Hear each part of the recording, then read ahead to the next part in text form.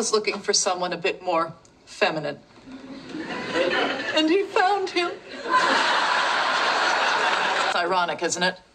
No sooner do I get the closet of my dreams than my husband comes out of it. I would say it's a boy. Oh, what makes you say that? Well, it's highly unscientific, but the proverbial old wives would cite the spreading of your nose, the unevenness of your breasts, and the coarse black hair on your legs.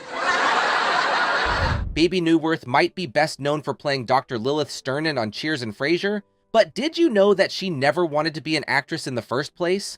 But that's just the tip of the iceberg of what people don't know about her. In this video, we will reveal Bebe Neuwirth's entire history, including how she was involved in the tragic behind-the-scenes event that led to Cheers' cancellation, and the real reason she refused to reprise her role full-time on Frasier.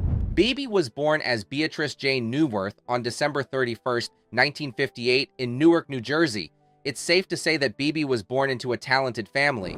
Her father, Lee Paul, was a mathematician, and her mother, Sydney Ann, was a dancer and artist. She has one older brother, Peter, who also grew up to become a mathematician. Clearly, the strict discipline of following in her father's footsteps to pursue a career as an academic did not interest Bebe at all. In fact, she barely put much effort into her schoolwork, and was a bit of a rebel and a self-professed problem child right from the start. She even got into serious trouble with the law by age 13 for enjoying a bit of pot. While she is most famous for her work in film and television, her true passion had actually always been stage performing. Truth be told, she never wanted to be an actress. As a matter of fact, it happened quite by accident. Bebe started ballet lessons in earnest when she was just 5 years old after her mother took her to see a performance of The Nutcracker the year before. From the age of 7, she performed on stage and dreamed of becoming a professional ballet dancer one day. But those dreams were bitterly shattered when Bebe was 13. Sadly, she lacked the physical build and strength for a ballerina. But just as she thought her dreams were forever ruined, she discovered the world of Broadway. After seeing a stage production of Pippin when she was 15, Bebe realized that there was still a future for her as a dancer, although not as a ballerina, but rather on Broadway. After graduating high school, she enrolled in the prestigious Juilliard School in New York to study American dance. But it didn't take long for her rebellious nature to kick in and for her to drop out. She hated the school, and she could not get along with the teachers. And since the school did not offer any Broadway training, Bebe felt that the school had nothing to offer her. She subsequently took jazz and singing lessons, and within a year at just 18 years old, landed a spot in a stage production called A Chorus Line.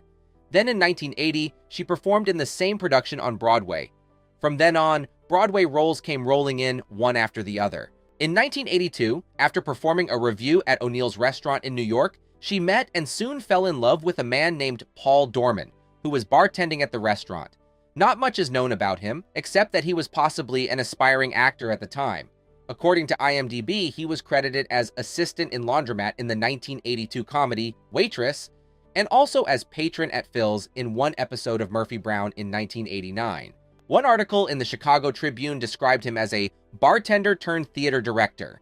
But all that mystery just shows how tightly Bebe has always managed to keep her private life under wraps.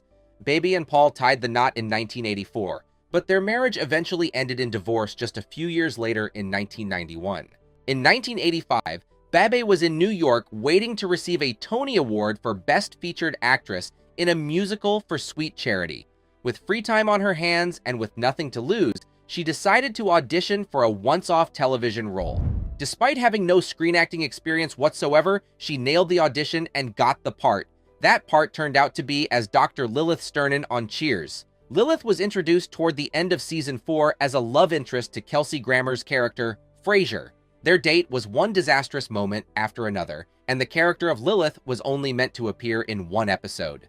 However, the chemistry between Frasier and Lilith was immediately obvious. The writers also had so much fun writing her lines that everyone agreed.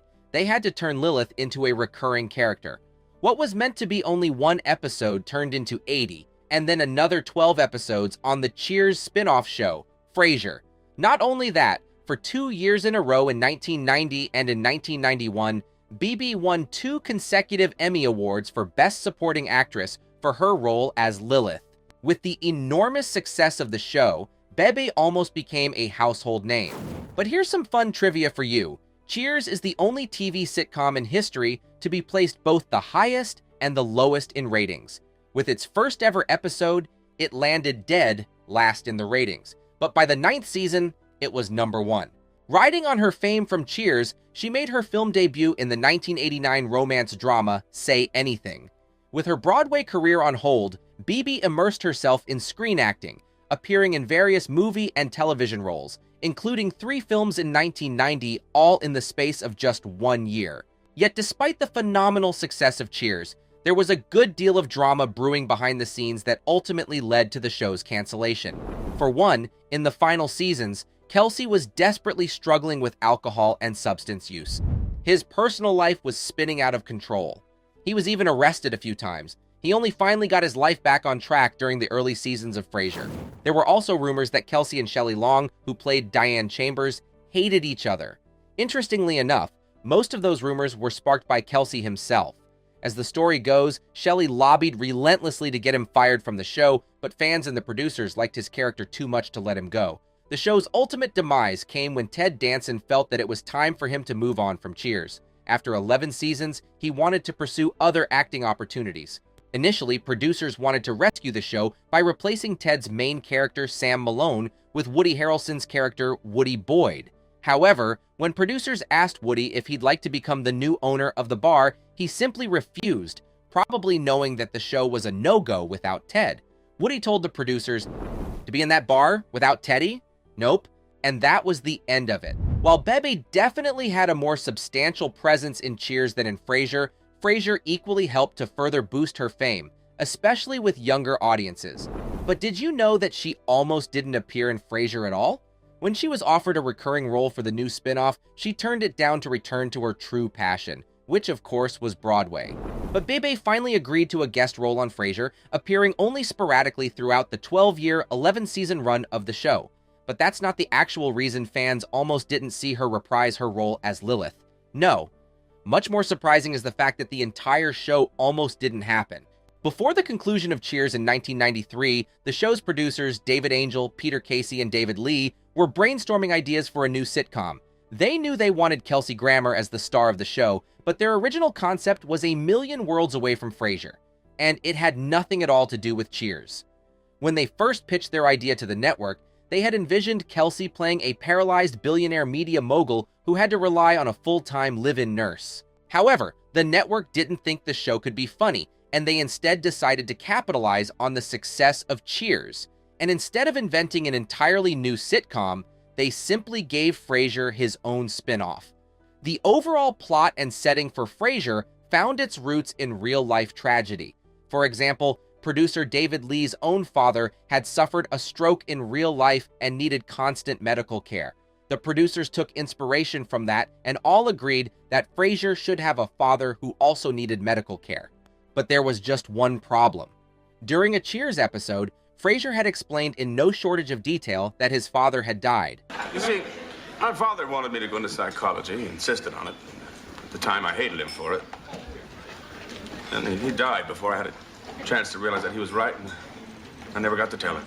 As a workaround in the new spin-off, Frasier had to admit that he lied about his father's death, saying, "We'd had a fight and I was mad at him." What did he tell you about me, Sam? The father, the old cop. He told me you were dead. Dead? Another little issue they faced was the fact that John Mahoney, who played Frasier's dad, was just 15 years older than Kelsey Grammer. So if you've wondered why Frasier had a beard in Cheers, but not in his own spin-off, that's the reason why. Kesley had to shave his beard to look younger. During her time on Frasier, Bebe juggled Broadway and screen acting. In 1994, she starred in the Broadway musical comedy Damn Yankees, as well as numerous film and television roles. Most notably was her role as Aunt Nora in the 1995 original classic, Jumanji. Fun fact, Bebe briefly reprised her role as Aunt Nora in 2019's Jumanji Next Level. In 1996, she played the villainous yet charming Velma Kelly in the Broadway production of Chicago. Her outstanding performance won her several awards, including a Tony, a Drama Desk Award, and an Outer Critics Circle Award for Best Leading Actress in a Musical. Until now, Bebe has enjoyed a successful screen and stage career spanning almost 5 decades. In her personal life, you'd be surprised to know that Bebe is the complete opposite of her Cheers and Frasier character, Lilith, a name which, by the way, means belonging to the night. The name is feminine form of the Akkadian word Lilitu and means demon or spirit. But Bebe, in sharp contrast, is a warm and caring and giving person. And unlike her disastrous on-screen fictional marriage to Frasier, which ended in a cheating scandal and divorce, her real-life marriage seems like something out of a fairy tale. Bebe has been happily married to producer, director, and writer Chris Calkins since 2009. Like her personal life, she keeps tight-lipped about her marriage, and very little is known about their relationship. In one interview, Bebe also revealed just how strict she really is when it comes to keeping her personal life private. While most celebrities plaster photos and all sorts of personal stories about themselves all over social media, Bebe has made a point of staying far away from all social media platforms. I'm pretty quiet, I'm pretty shy, and if somebody goes to a social media site that says it's me, it's not. That's more a condition of being private than anything else. Apart from work, Bebe also dedicates her life to charity work and activism. She worked for several nonprofit organizations and has also been heavily involved with animal charities. After suffering 2 hip replacements herself, she also founded the Dancers Resource Program at the Actors Fund, which offers financial and physical support to professional dancers.